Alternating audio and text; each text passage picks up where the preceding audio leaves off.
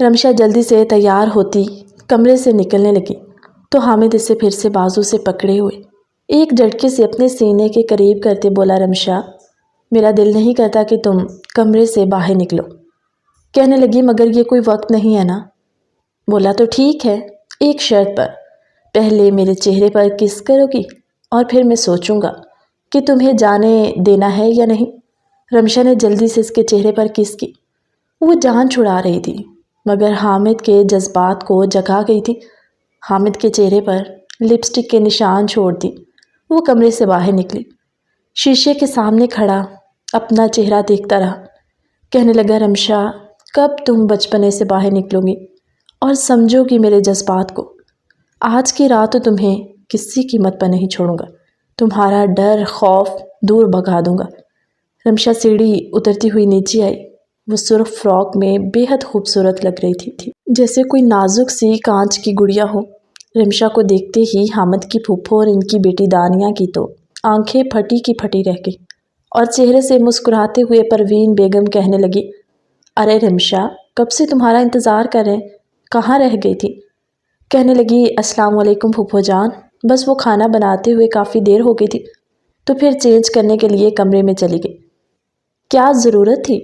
دانیہ کہنے لگی، ہم کون سا کسی ایونٹ پر جا رہے تھے جو تم اتنا تیار ہو کر آئی ہو؟ دانیہ بنا کسی کا لحاظ کیے منہ پر طنز کا تیر چلا گئی۔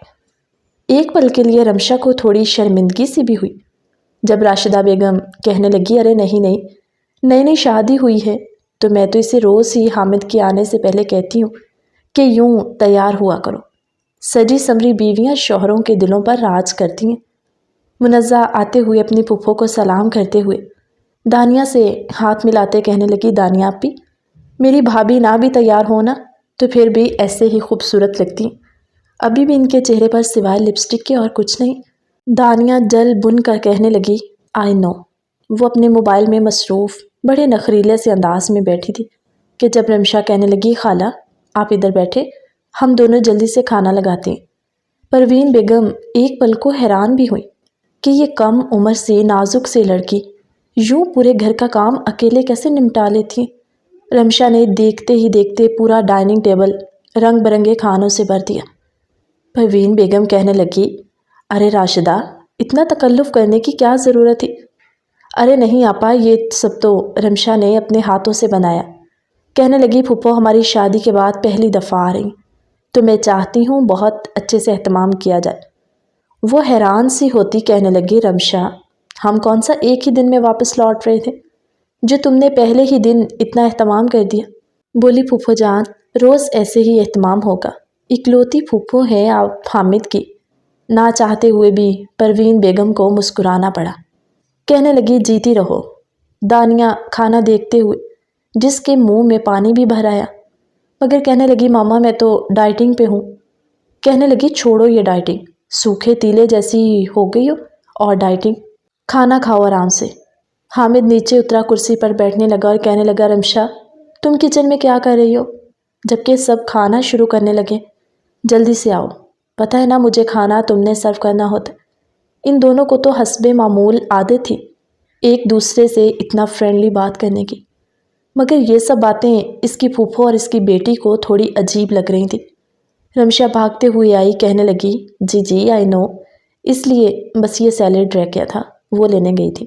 منزہ کہنے لگی، سچ پوچھیں بھابھی، جب سے آپ آئی ہیں نا میری عادتیں بگڑ گئی ہیں اور مجھے وہ دیسی سے کھانے بہت کم پسند آتے ہیں۔ آپ کے ہاتھ کے ٹیسٹ کی عادت پڑ گئی ہے، دل کرتا ہے ہاتھ چوم لوں آپ کے۔ چلے حامد بھائی جلدی سے میری بھابھی کو انعام دے، بیچاری نازک سی جان اتنی گرمی میں کچن میں صبح سے کھڑی تھک گئی ہیں۔ حامد نے جیب سے 5000 کا نوٹ نکالا اور رمشا کی طرف بڑھایا، کہنے لگا، یہ تمہارا انعام۔ رمشا نے مسکراتے ہوئے کہا، حامد رہنے دیجیے۔ منزہ نے فوری ہاتھ آگے بڑھ کر نوٹ کو ایسے جھپٹتے ہوئے پکڑا۔ کہنے لگی، رمشا پاگل ہو گئی ہو، جو پیسے نکلتے ہیں نکلواؤ، تمہیں بتایا تو تھا ہم نے شاپنگ پہ جانا ہے تو جتنے بھی پیسے ہوں گے کم ہوں گے۔ حامد کہنے لگا، منزہ کی بچی تمہیں تو میں بعد میں دیکھ لوں گا۔ گھر کا ماحول خوشگوار سا تھا جب دانیہ کہنے لگی، بھائی منزہ کون سی شاپنگ، کیا کوئی فنکشن وغیرہ ہے؟ منزہ نے دانت بھینچتے ہوئے رمشا کی طرف دیکھا اور اپنی زبان کو اپنے دانتوں کے نیچے دباتے ہوئے پھر وہ ہلکی سی اسمائل چہرے پہ لاتی بولی، جی دانیہ آپی، وہ کالج میں فنکشن ہے نا تو اسی کے لیے بس ڈریس وغیرہ لینا تھا۔ دانیہ بولی، پلیز یہ آپی مت کہا کرو۔ پروین بیگم کو مجبوراً تعریف کرنی پڑی اور کہنے لگی، واقعی رمشا، کھانا تم نے بہت اچھا بنایا تھا۔ حامد رمشا کی طرف دیکھ کر مسکرایا جب دانیہ کہنے لگی، حامد پلیز مجھے وہ کباب والی پلیٹ پکڑائیے گا۔ دانیہ کا یوں دھڑلے سے حامد کو پکارنا سب کو ٹھٹکا تھا۔ جب راشدہ بیگم کہنے لگی، بھائی حامد تم سے بڑا ہے، دانیہ تم یوں حامد کہتی اچھی تھوڑی لگتی ہو، بھائی کہو اسے۔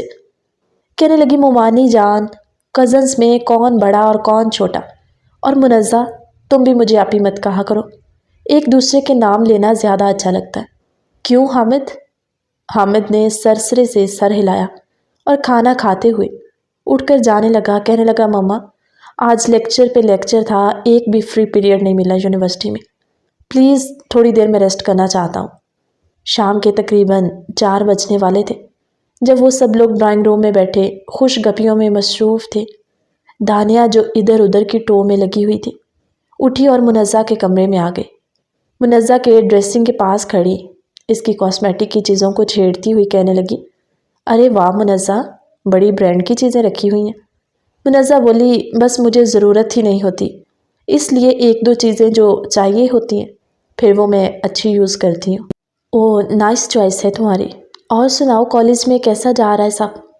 منزہ نے ٹو دی پوائنٹ جواب دیا، جی بالکل سب کچھ ٹھیک ٹھاک ہے، کیونکہ منزہ اس کی فطرت سے واقف تھی کہ دانیہ کو عادت ہے دوسرے بندے کی ٹو لگانے کی۔ وہ گھما پھرا کے کہنے لگی، یہ رمشا کدھر ہے؟ کہنے لگی، رمشا شاید وہ بھائی کے لیے چائے بنا رہی ہیں، ان کے سر میں درد ہے نا اس لیے۔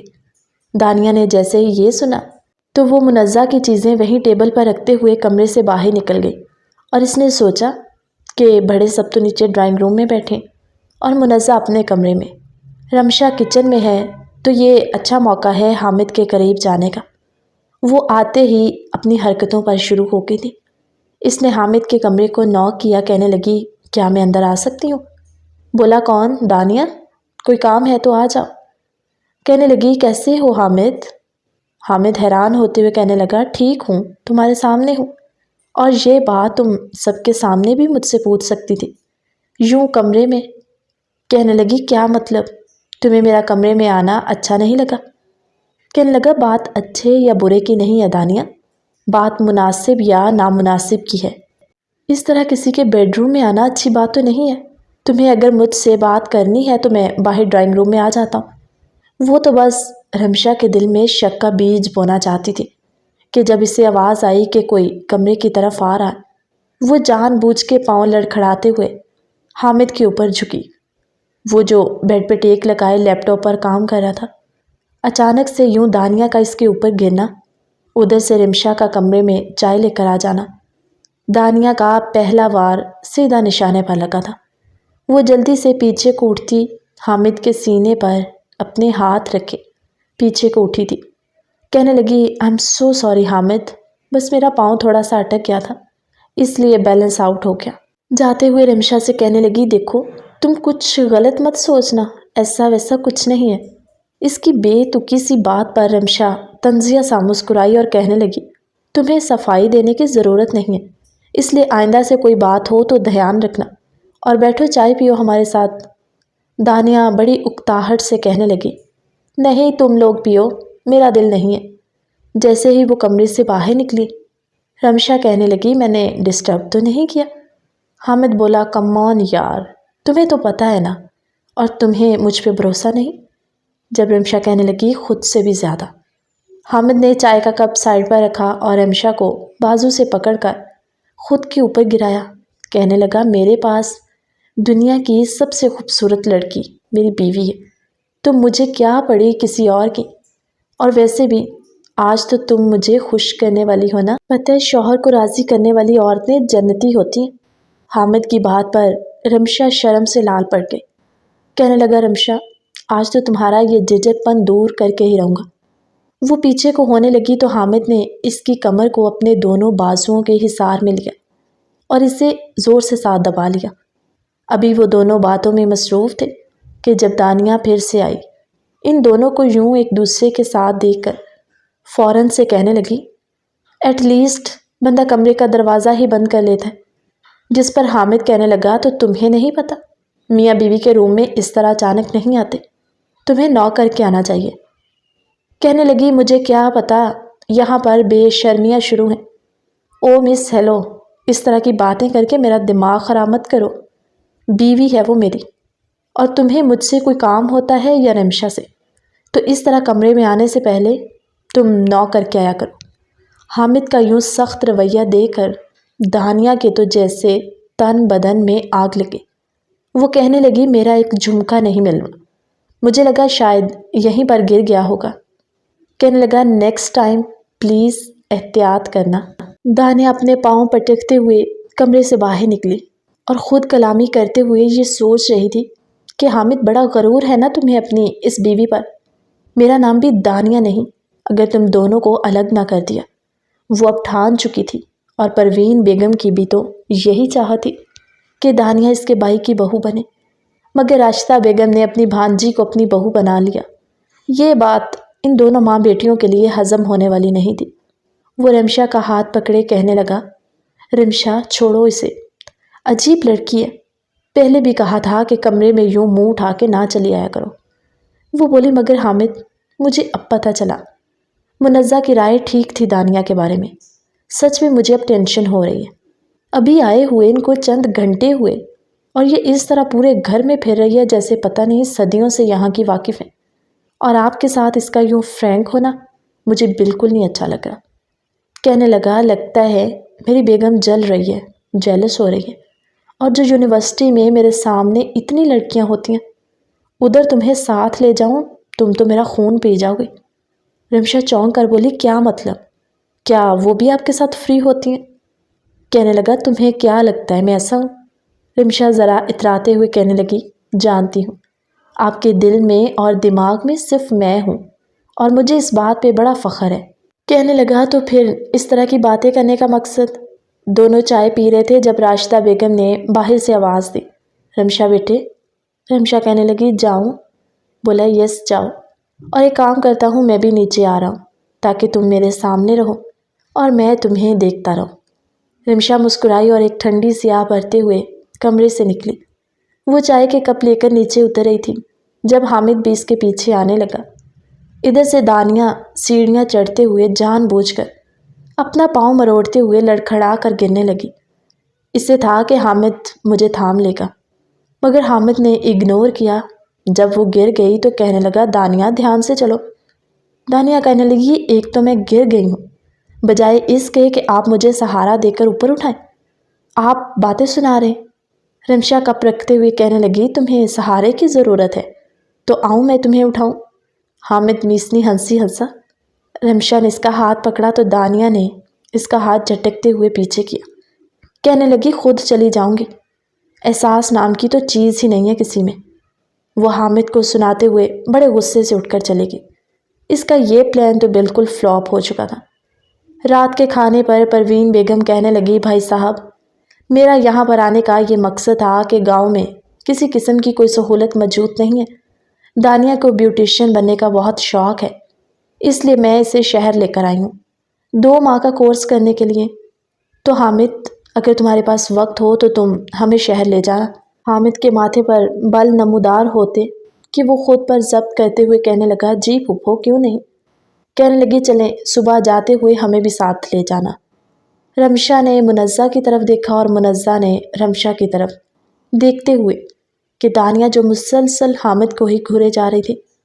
حامد کو یہ سب تھوڑا عجیب ہی لگ رہا تھا کہ یوں اس طرح اس کے دیکھنے کا مقصد۔ خیر، سب لوگ سونے کے لیے چلے گئے۔ رمشا کمرے میں آئی، اپنی جویلری اتار رہی تھی۔ حامد اسے پیچھے سے ہگ کرتا ہوا کہنے لگا، کیا ارادے ہیں آج آپ کے؟ آج بھی اپنے معصوم شوہر کو ترسانے کا سوچا؟ رمشا نے کوئی جواب نہ دیا اور چپ رہی۔ رمشا اتنی چپ سی تھی کہ حامد کو عجیب سا لگا، ورنہ وہ تو اتنا بولتی تھی کہ چپ کرنے کا نام ہی نہیں لیتی تھی۔ کہنے لگا، رمشا کیا ہوا، پریشان لگ رہی ہو؟ بولی، حامد، مجھے یہ دانیہ بہت عجیب سی لگ رہی ہے، سب کچھ چھوڑ کے آپ کے ساتھ زیادہ چپکو ہونے کی کوشش کر رہی ہے۔ ابھی ایک دن ہوا اور وہ ایسے آپ کو آرڈر کرتی ہے، ایسے آپ کے قریب آتی ہے، اس طرح بات کرتی ہے جیسے اس کا آپ کے ساتھ بہت پرانا تعلق ہو۔ کہنے لگا تو کزن ہے۔ بولی کزنس میں لمٹس ہوتی ہیں، لیکن وہ عجیب سی حرکتیں کرتی ہے۔ پتہ ہے کھانے کی ٹیبل پہ بھی وہ مسلسل آپ کی طرف دیکھ رہی تھی۔ حامد نے اسے اپنی باہوں کے حصار میں لیتے ہوئے کہا، کسی کے دیکھنے سے کیا ہوتا ہے جب مجھے صرف تم ہی نظر آتی ہو۔ اچھا جی، اس بات پہ میری بیگم صاحبہ کا موڈ خراب ہے، ابھی ٹھیک کر لیتا ہوں۔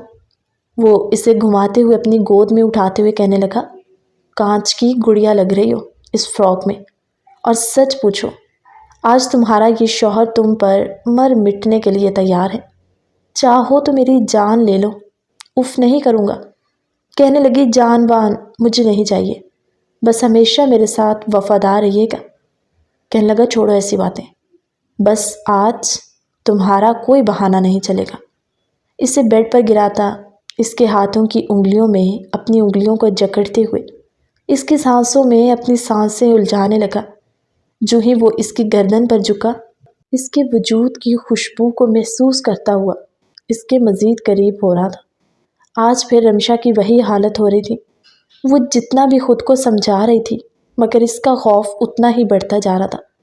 جو ہی حامد کا ہاتھ اس کی کمر پر گیا اور اس نے اس کی زپ کو کھولا، رمشا تڑپ سی گئی۔ کہنے لگی، حامد۔ اس کے الفاظ اس کے منہ میں ہی تھے جب حامد اس کے ہونٹوں پر گرفت جمائے آج اس پر بری طرح حاوی ہو رہا تھا۔ رمشا نے بہت کوشش کی کہ وہ حامد کو پیچھے کرے، مگر حامد کی گستاخیاں مزید بڑھتی جا رہی تھیں۔ جب اپنی انگلیوں کے ساتھ اس کی کمر پر ٹریسنگ کرتے ہوئے بنا اس کے ہونٹوں کو چھوڑے اپنی شرٹ کے بٹن کھولتا ہوا مزید اپنے دونوں کے بیچ موجود فاصلے کو ختم کرتا، رمشا کو ایک جھٹکے سے اپنے اوپر کرتے ہوئے کہنے لگا، رمشا، آج نہیں، آج کوئی بہانہ نہیں چلے گا، نہ میں تمہیں چھوڑوں گا۔ حامد کی باتیں رمشا کو مزید خوفزدہ کرنے لگی۔ ابھی وہ مزید آگے بڑھتا کہ رمشا نے زور سے حامد کو دھکا دیا اور پیچھے ہٹ گئی۔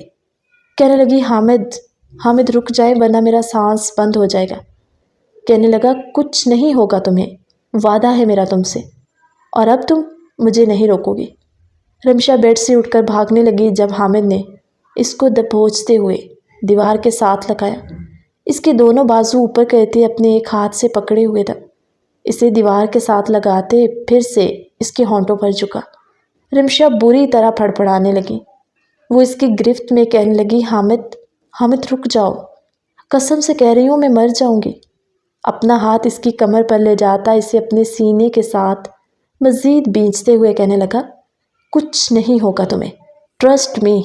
رمشا بولی، میں ڈریس تو چینج کر لوں، مگر حامد کہنے لگا، ضرورت نہیں ہے۔ وہ خود ہی اس کی فراک اتارتے ہوئے ہوا میں اچھالتا پھینک چکا تھا۔ رمشا جو اپنے سینے پر اپنے ہاتھ رکھے خود کو چھپانے کی کوشش کر رہی تھی، حامد نے ہاتھ آگے بڑھاتے ہوئے لائٹ آف کر دی۔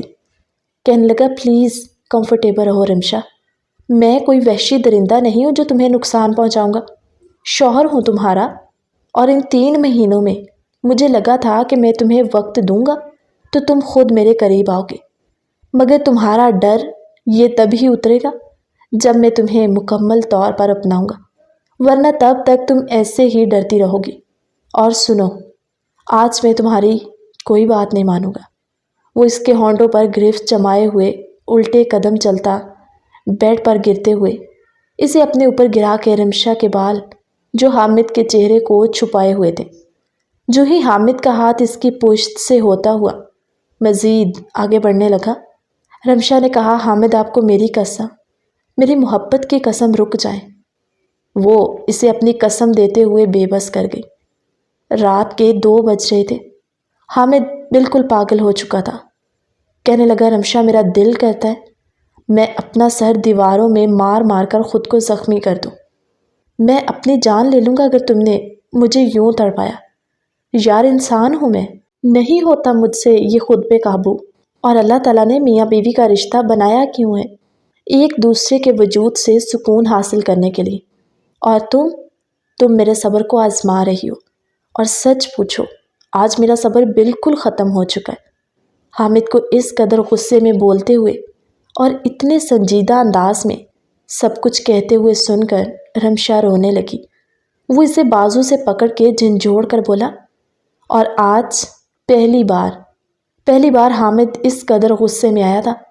وہ رمشا کو کہنے لگا، تم کوئی دنیا کی انوکھی لڑکی ہو جس کی شادی ہوئی ہے اور اس کا شوہر اس کے قریب آ رہا ہے۔ بند کرو اپنے یہ ڈرامے اور خبردار میرے سامنے رونے کی کوشش کی۔ وہ اس کے بازو کو جھٹکتا ہوا واش روم میں چلا گیا۔ شاور چلا کر وہ خود کو نیچے کھڑا کرتے اپنے اندر کی لگی آگ کو بجھانے کی کوشش کر رہا تھا، مگر اس کی کوششیں ناکام تھیں۔ آج پہلی بار حامد نے اسموکنگ شروع کی تھی۔ وہ باہر بالکنی میں کھڑا سگریٹ کے دھوئیں اڑا رہا تھا۔ رات کے 2:30 بجے وہ کمرے سے باہر کھڑا بال گیلے ہوا میں سگریٹ کے دھوئیں اڑاتا ہوا کہ جب دانیہ کچن میں پانی لینے جا رہی تھی، اس کی نظر حامد پر پڑی تو وہ ٹھٹک سی گئی اور واپس انہی قدموں پر پیچھے کو پلٹی۔ حامد کو دیکھتے ہوئے سمجھنے لگی، کہنے لگی کچھ نہ کچھ تو ضرور ہے ان دونوں میاں بیوی کے بیچ۔ سب کے سامنے تو بہت خوش رہتے، رات کے اس وقت حامد کا یوں باہر غصے میں کھڑے ہو کے سگریٹ کے دھوئیں اڑانا، یہ اس بات کا ثبوت ہے کہ ان میاں بیوی کے بیچ کچھ تو ناراضگی ہے۔ وہ ایک دبی سی مسکراہٹ سجائے مسکرائی اور اپنے بالوں کو ہوا میں اچھالتی کہنے لگی، ارے واہ دانیہ، تمہارا کام تو اور بھی آسان ہو جائے گا۔ اس سے پہلے کہ یہ دونوں قریب آئیں، مجھے ان کو مزید دور کرنا ہوگا۔ وہ پانی والی بوتل ہاتھ میں پکڑے ہوئے حامد کی طرف بڑھی، اس کے برابر جا کے کھڑی ہو گئی۔ حامد اس کی طرف دیکھ کر چونک کر کہنے لگا، تم یہاں اس وقت؟ کہنے لگی، یہی سوال اگر میں آپ سے کروں کہ آپ یہاں اس وقت اور اسموکنگ کیوں کر رہے ہیں؟ بال بھی گیلے۔ Every thing is okay Hamid.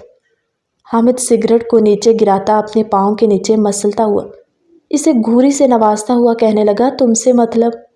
اور جب سے تم آئی ہو نا میری زندگی میں، زیادہ ہی گھسنے کی کوشش کر رہی ہو۔ بہتر ہوگا اپنے کام سے کام رکھو۔ حامد کمرے کی طرف بڑھنے لگا جب دانیہ نے اس کا ہاتھ پکڑا۔ کہنے لگی، حامد کیوں خود بھی سلگ رہے ہو اور مجھے بھی سلگنے پر مجبور کر رہے ہو؟ اس کے مزید قریب ہوتے اس کے سینے پر ہاتھ پھیرتے ہوئے کہنے لگی، پتہ ہے تمہیں بہت محبت کرتی ہوں تم سے، اور بچپن سے کرتی تھی، مگر ایک لڑکی ہوتے ہوئے کبھی اپنے منہ سے اظہار نہیں کر پائی، اور میرے دل میں آپ سے شادی کرنے کی خواہش تھی، مگر آپ نے اپنی خالہ زاد سے شادی کر کے میرے سارے ارمانوں پر پانی پھیر دیا۔ سوچا تھا آپ کی بیوی بنوں گی، آپ کے ناز نخرے اٹھاؤں گی، اتنی محبت دوں گی کہ آپ کو میری محبت کے سوا کچھ اور نظر ہی نہیں آئے گا۔ پاگل ہو جائیں گے آپ میری محبت میں۔ دانیہ کی باتیں سن کر حامد نے اپنا ہاتھ اس سے چھڑایا اور کہنے لگا، دور رہو مجھ سے، اور میں شادی شدہ ہوں، اس طرح کی باتیں کرنے کا کوئی مقصد نہیں۔ کہنے لگی، تو کیا ہوا، تم شادی شدہ ہو، میں تو نہیں، اور اگر تم چاہو تو میں اب بھی تمہاری بیوی۔ اس سے پہلے وہ کچھ اور کہتی، حامد نے ایک زوردار تھپڑ اس کے منہ پہ مار دیا۔ کہنے لگا، ہوش کی دنیا میں واپس آؤ، ورنہ تمہاری یہ ساری باتیں جا کے پھوپھو کو بتا دوں گا کہ ان کی بیٹی ادھر کیا گل کھلانے آئی ہے۔ بہتر ہوگا اپنے کام سے کام رکھو۔ دانیہ اپنے منہ پر ہاتھ رکھے اس کی طرف دیکھ کر کہنے لگی، جانتی ہوں سب کچھ جو تم میاں بیوی کے بیچ چل رہا ہے۔ اگر تم اس کے ساتھ خوش ہوتے تو یوں رات کے اس پہر باہر کھڑے اسموکنگ نہ کر رہے ہوتے، بلکہ اپنی بیوی کی باہوں میں سکون محسوس کر رہے ہوتے۔ وہ اس کے مزید قریب تر ہوتے، اپنے دانتوں کو بیچتے ہوئے ایک ایک لفظ دبا دبا کر کہہ رہا تھا، کتنی بے شرم ہو تم، تمہیں شرم نہیں آتی اس طرح کی باتیں مجھ سے کرتے ہوئے؟ اپنی عمر دیکھو اور اپنی حرکتیں دیکھو۔ کہنے لگی، تمہاری بیوی سے 2 سال بڑی ہوں، اس لیے عمر کا تانا تو نہ ہی دو مجھے، اور تمہاری محبت میں حامد میں بالکل پاگل ہو چکی ہوں، میں کسی بھی حد تک جا سکتی ہوں۔ دانیہ جو بنا رکے اپنے دل کی بھڑاس نکال چکی تھی، حامد اس کے چہرے پر وحشیانہ سے رنگ و روپ دیکھ کر کہنے لگا، تم سے تو بات کرنا ہی فضول ہے، اور سنو، آج کے بعد یوں میرے قریب آئی یا مجھ سے بات کرنے کی کوشش بھی کی تو سب کو بتا دوں گا کہ تم مجھے کیا کہتی پھر رہی ہو۔ کہنے لگی، تو بتا دو نا، میں بھی تو یہی چاہتی ہوں کہ سب کو پتہ چلے، اور پھر سب میری شادی تمہارے ساتھ کروا دیں۔ تمہاری ایک ایک رات حامد میرے ساتھ رنگین گزرے گی، یہ وعدہ ہے میرا تم سے۔ وہ بیوی ہی کیا جو اپنے شوہر کو خوش نہ رکھ پائے۔ دانیہ بنا رکے بولتے ہوئے اس کے دل پر کاری ضرب لگا چکی تھی۔ حامد غصے میں بفرا ہوا کمرے میں آیا جہاں اسے رمشا کی سسکیاں سنائی دے رہی تھی، مگر آج وہ اسے اگنور کرتا اپنے اوپر کمفرٹر کو اڑائے سو گیا۔ روتے ہوئے کب رمشا کی آنکھ لگ گئی۔ ان کی رات یوں ہی گزری۔ صبح الارم کی آواز پر دونوں کی آنکھ کھلی۔ رمشا حامد کے قریب ہوتے کہنے لگی، Hamid I am so sorry, اور مجھے لگتا ہے کہ مجھے اپنا ٹریٹمنٹ کروانا چاہیے۔ میرے ساتھ ایسا کیوں ہوتا ہے؟ میں آپ کی قسم کھا کے کہتی ہوں، میں جان بوجھ کے کچھ نہیں کرتی۔ حامد اس کے ہاتھوں کو پیچھے کرتا کہنے لگا، تو رمشا میں نے تم سے کوئی شکایت کی، کوئی گلا شکوہ کیا، کچھ بھی تو نہیں کہا تمہیں، پھر کیوں اپنی صفائیاں پیش کر رہی ہو؟ بس ٹھیک ہے، میں نے بھی سوچ لیا تمہیں میرا قریب آنا اگر نہیں اچھا لگتا تو آج کے بعد میں بھی تمہیں کبھی فورس نہیں کروں گا، جو جیسے چل رہا ہے چلنے دو۔ رمشا کی آنکھوں سے آنسو گرے، کہنے لگا، او یار پلیز یہ میرے سامنے رویا دھویا مت کرو، جب میں تمہیں کچھ کہتا نہیں ہوں تو پھر کس بات کا رونا؟ بس ٹھیک ہے نا، نہیں آؤں گا تمہارے قریب، نہ میں آؤں گا نہ تمہیں کوئی پریشانی ہوگی۔ بیکار میں اتنا وقت میں نے ضائع کر دیا۔ آج کے بعد اپنے دل کو، اپنے جذبات کو اپنے قابو میں رکھوں گا، اس لیے جا کر میرا ناشتہ لگاؤ، میں لیٹ ہو رہا ہوں۔ کہنے لگی، ابھی تو کافی ٹائم ہے۔ بولا، تو ٹائم کا کیا کروں؟ ناشتہ لگاؤ تاکہ میں جلدی گھر سے نکلوں، تمہاری نظروں سے دور ہو جاؤں، کہیں یہ نہ ہو کہ مجھے دیکھ کے تمہارا سانس بند ہونے لگے۔ رمشا بولی، پلیز حامد ایسے تو مت کہو۔ وہ اپنے کوٹ کے بٹن بند کرتا ہوا کمرے سے باہر نکل آیا۔ رمشا کی آنکھیں رو رو کے سوج چکی تھیں اور حامد اسے بالکل نظر انداز کر گیا تھا۔ وہ جلدی سے ہاتھ منہ دھوتے ہوئے فریش ہوئی، کمرے سے باہر آئی، اور آج پہلی صبح ایسی تھی کہ رمشا خاموشی سے کچن میں کام کرنے لگی تھی۔ راشدہ بیگم کہنے لگی، رمشا کیا ہوا بیٹا؟ ٹھیک تو ہو؟ تو کوئی بات ہی نہیں کر رہی؟ تمہیں پتہ ہے تمہارے چہچہانے سے تو گھر میں پتہ چلتا ہے کہ صبح ہو چکی ہے۔ کہنے لگی، نہیں خالہ، بس طبیعت کچھ ٹھیک نہیں۔ سب کچھ ٹھیک تو ہے نا؟ اس کی خالہ کچھ اور ہی سمجھنے لگی تھی۔ ڈائننگ ٹیبل پر منزہ کہنے لگی، رمشا آج واپسی پہ نا پلیز ہم دونوں شاپنگ پر چلیں گے۔ رمشا نے کوئی جواب نہ دیا، بس معمولی سرسری سا سر ہلا دیا۔ وہ بھی حیران ہوئی، بلکہ سبھی حیران تھے کہ وہ اتنی خاموش کیوں ہیں، جبکہ دانیہ اپنی پلیٹ میں چمچ ہلاتے ہوئے میسنی ہنسی ہنسنے لگی، اور اسے یہ احساس ہو رہا تھا کہ اس کی کوششیں ضرور رنگ لائیں گی، اسے اتنی زیادہ کوشش کرنے کی ضرورت ہی نہیں پڑے گی۔ مبشر صاحب بولے، رمشا کیا بات ہے بیٹا، چپ چپ ہو؟ راشدہ بیگم کہنے لگی، میں نے بھی پوچھا تھا تو کہتی ہے طبیعت میں کچھ بھاری پن سا ہے، سر درد بھی ہو رہا ہے۔ ان کی پھپھو بولی، کہیں کوئی خوشخبری تو نہیں اس گھر میں آنے والی؟ پروین بیگم کی بات پر حامد نے بغور رمشا کی طرف دیکھا اور رمشا نے حامد کی طرف۔ حامد اس کے کان کے قریب ہلکی سرگوشی کرتے ہوئے کہنے لگا، لو یہ ایک نیا کٹا کھل جائے گا، بیوی قریب نہیں آنے دیتی اور ان کو خوشخبریوں کی پڑی ہوئی ہے۔ رمشا کہنے لگی، نہیں نہیں ایسی کوئی بات نہیں، بس ویسے ہی رات کو ٹھیک سے نیند نہیں آئی تو اب سر درد ہو رہا ہے۔ دانیہ جو سب سمجھتی تھی حامد کی طرف بغور دیکھ رہی تھی۔ جب حامد کی اس کی نظروں کا تصادم ہوا تو اس نے دانیہ کو اگنور کیا، کہنے لگا، منزہ چلو کالج کے لیے دیر ہو رہی ہے۔ کہنے لگی، لیکن بھائی آج تو مجھے لیٹ جانا ہے، تو میں تو بابا کے ساتھ جاؤں گی۔ پروین بیگم بولی، حامد تمہیں کہا تھا نا کہ صبح دانیہ نے جانا ہے بیوٹیشن سینٹر ایڈمیشن لینے، ایڈریس کارڈ اس کے پاس ہوگا، تو پلیز بیٹا تم اسے لے جانا۔ میری طبیعت کچھ ٹھیک نہیں ہے، اتنا سفر کر کے آئی ہوں، تھکاوٹ ابھی تک جوڑوں سے گئی ہی نہیں، بوڑھی ہو چکی ہوں، اب کہاں اتنی ہمت رہی۔ حامد جس قدر خود پر ضبط کا مظاہرہ کیے ہوئے تھا، اور اوپر سے رات والی باتیں جو مسلسل حامد کے دماغ میں گھوم رہی تھی، جو دانیہ نے اسے کہی تھی۔ دانیہ بولی، بس میں 2 منٹ میں آئی۔ وہ جلدی سے کمرے میں گئی اور چہرے پر میک اپ تھوپتے ہوئے باہر آئی۔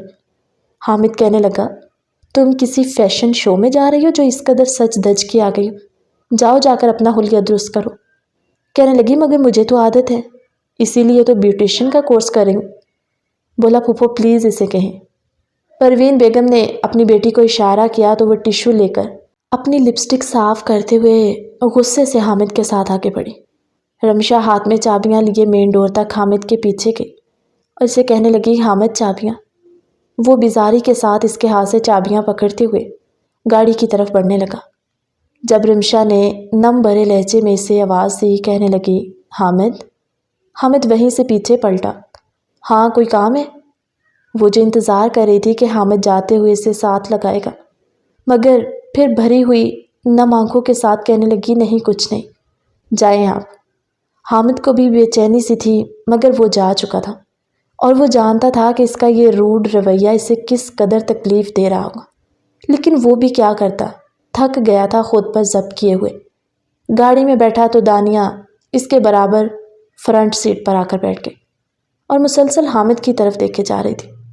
حامد کہنے لگا، میرے چہرے پر کچھ نیا ہے جو اس قدر غور سے دیکھ رہی ہو؟ اپنا چہرہ دوسری طرف رکھو اور یہ اپنا پہلا اور آخری دن سمجھنا میرے ساتھ آنے کا۔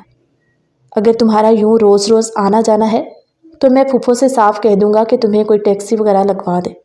یہ ذمہ داری میں نہیں اٹھا سکتا، اور جس طرح کہ تم بےہودہ سی باتیں کرتی ہو، ان کے بعد تو بالکل بھی نہیں۔ دانیہ نے اس کا ہاتھ پکڑ لیا۔ حامد کرنٹ سا کھا کر اپنا ہاتھ کھینچنے لگا، کہنے لگا، دانیہ چاہتی کیا ہو تم؟ وہ پیار سے اس کی طرف دیکھتے ہوئے کہنے لگی، تمہیں چاہتی ہوں حامد، اور اس میں غلطی کیا ہے؟ اگر میرا دل تمہیں پسند کرنے لگا ہے تو اس میں میرا اختیار کوئی نہیں۔ کہنے لگا، دانیہ میں کسی قسم کی کوئی بدمزگی یا تمہارے ساتھ کسی بھی قسم کا کوئی برا رویہ نہیں اپنانا چاہتا، اس لیے میں چاہتا ہوں کہ تم اس طرح کی بیہودہ حرکتوں سے باز آ جاؤ۔ میں شادی شدہ ہوں، میرے دل میں، میرے دماغ میں، میری زندگی میں صرف رمشا ہے، اور اتنا ہی شوق ہے شادی کا تو پھپھو سے بات کرو تاکہ وہ تمہاری شادی کروا دے۔ کہنے لگی، لیکن مجھے صرف تم چاہیے۔ حامد اس کے ہاتھ کو زور سے جھٹکتا ہوا کہنے لگا، اگر اب تم نے مجھے چھوا نہ تو بہت برا ہوگا، یہیں بیچ راستے میں اتار کے چلا جاؤں گا۔ دانیہ بیوٹیشن کا کورس کرنے کا تو صرف بہانہ تھا، وہ تو بس حامد کے ساتھ وقت گزارنا چاہتی تھی۔